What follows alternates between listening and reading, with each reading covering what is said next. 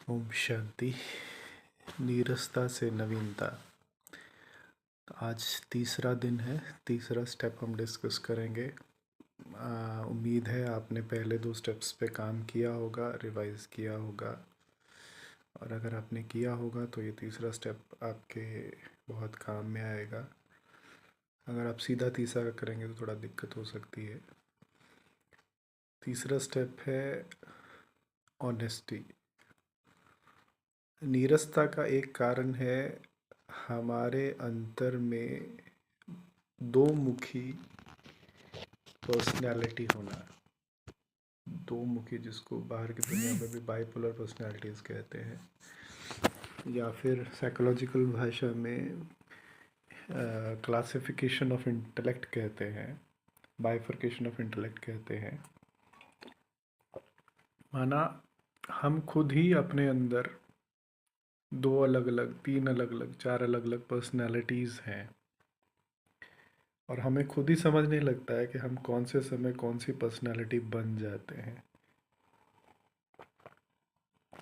कभी हम बहुत अंतर्मुखी हैं, कभी हम बहुत बाहरमुखी हैं, कभी हम बहुत सात्विक हैं, कभी हमें सात्विकता अच्छी नहीं लगती है, कभी हम बहुत शांत स्वभाव के हैं, कभी हमें बहुत अशांति पसंद आती है, कभी हमें एक्साइटमेंट पसंद आती है। तो ये कोई ऑटोमेटिकली होने वाली चीज़ नहीं है।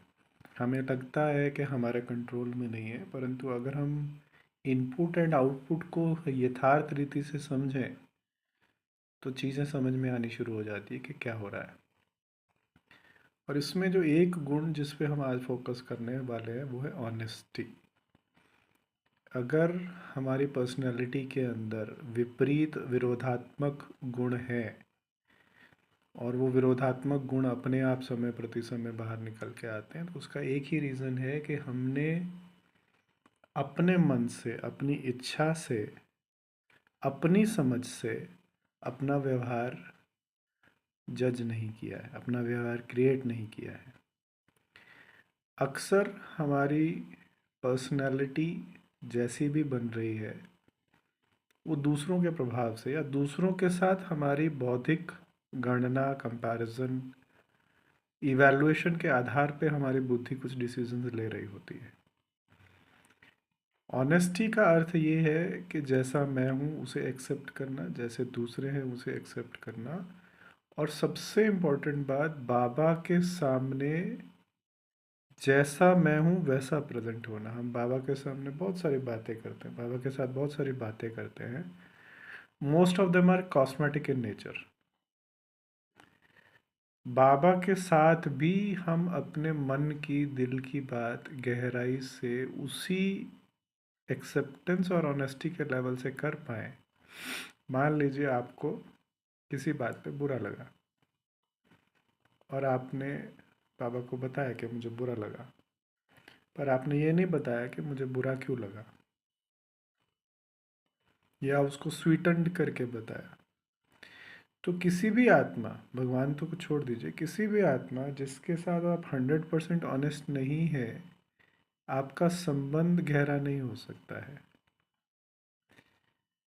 तो जब तक हम परमात्मा के सामने एकदम एक्सपोज्ड नहीं होते अपने इनर मोस्ट थॉट्स के साथ, अपनी इनर मोस्ट कमियों के साथ, अपनी इनर मोस्ट फीलिंग्स के साथ, हम उनको एक्सेप्ट नहीं करते, और हम लगातार इवैल्यूएशंस के बेसिस पे अपने आप को प्रेजेंट करते हैं, बनाते हैं, इवैल्यूएशंस के अकॉर्डिंगली हम अपने आप को परिवर्तन करते रहते हैं, तो हमारी जो पर्सनैलिटी है वो बाइपोलर बन जाती है और हमारे कंट्रोल से बाहर हो जाती है, क्योंकि उसका इनपुट और आउटपुट हमारे इवैल्यूएशन से बाहर हो गया है।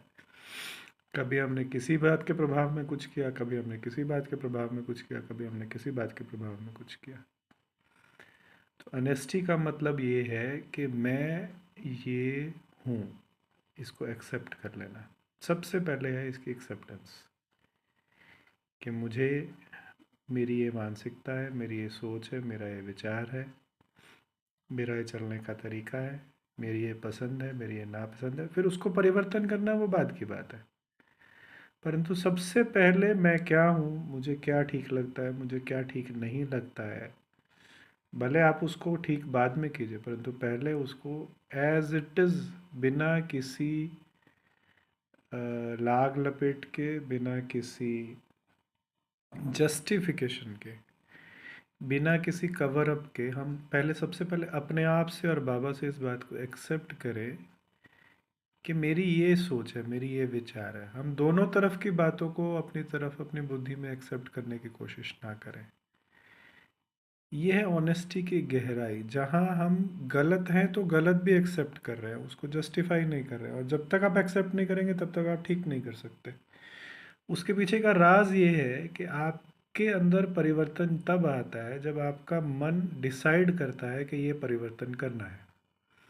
और आपका मन ये डिसाइड तब करता है जब आपको परिवर्तन करना है, जब आपका मन पहले ये एक्सेप्ट करता है कि ये गलत है या इसमें परिवर्तन की ज़रूरत है। जब तक हम लोगों के प्रभाव में आके चलते रहते हैं तो हमारे मन में जस्टिफिकेशंस भी आती रहती साथ के साथ। अरे सबके साथ चलना है, इतना तो ये करना पड़ेगा, उतना तो वो करना पड़ेगा, ऐसा तो होगा, वैसा तो होगा। दिन में कम से कम आधा घंटा आपका ऐसा हो जहां आप अपने आप को कोई जस्टिफिकेशन नहीं दे रहे, आप किसी से कंपैरिजन नहीं कर रहे, मेंटली किसी के साथ नहीं खड़े, एज इट इज़ आप बाबा के सामने प्रेजेंट है।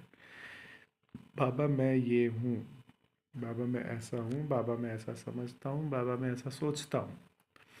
और जिस घड़ी आप बाबा के सामने इस स्थिति में स्थित हो जाएंगे कि अभी इस वक्त मैं ये हूँ, उसी घड़ी बाबा आपको दो गिफ्ट देगा। एक गिफ्ट उसको परिवर्तन करने की विधि, दूसरा गिफ्ट उसको परिवर्तन करने की शक्ति।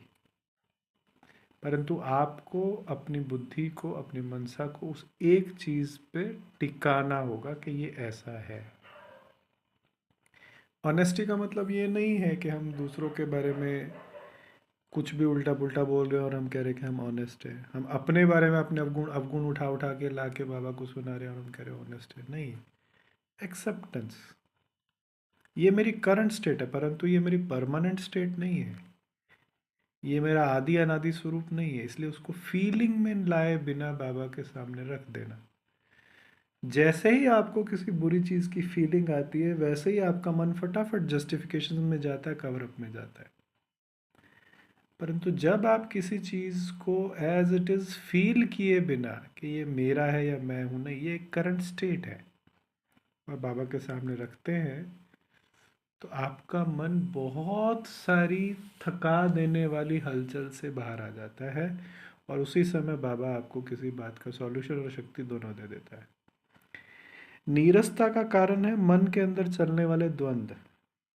और जब आप मन के अंदर चलने वाले द्वंद्वों से मुक्त हो जाते हैं, मन के अंदर चलने वाले द्वंद्वों को प्रभु के अर्पण कर देते हैं, तो आपका मन जो है नवीनता की ओर जाता है। नवीनता मतलब परिवर्तन की ओर जाता है। नवीनता मतलब आगे क्या करना उसकी ओर जाता है। नवीनता मतलब अपना श्रेष्ठ निर्माण करने में आपकी एनर्जी लगना शुरू होती है, जब आप प्रीवियस किसी चीज़ को गहराई से एक्सेप्ट करते हैं और फीलिंग से मुक्त हो जाते हैं, उसकी उसकी अंदर की भावना से आप अपने आप को फ्री कर देते हैं। तो आज का होमवर्क ये है कि आधा घंटा without any justification and without any feeling, जो आपकी मन की स्थिति है एज इट इज़ बाबा को सुनाना, और बाबा से शक्ति और परिवर्तन की विधि सीख लेना। उस आधा घंटा ना कोई फीलिंग आनी चाहिए, जैसे आप किसी और की बात सुना रहे हैं परंतु एज इट इज़ सुना रहे हैं। ऐसे आप अपनी